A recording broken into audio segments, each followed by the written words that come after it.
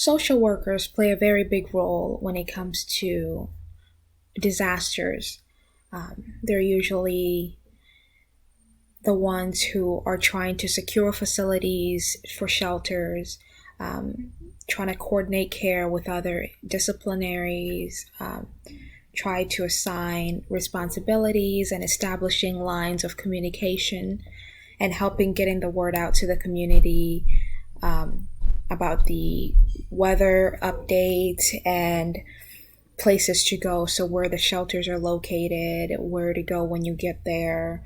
Um, Often, help set up specific hotlines or messaging lines where people can call or text to find out more information. Facebook has just started doing this as well, where people can check in and let other people know that they're safe and that they're okay during times of these events.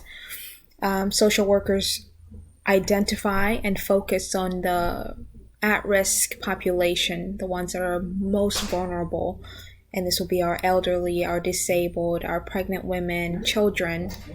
And it helps advocate for them and reach out to other communities and organization to kind of help ask for help and services and fundings to help them.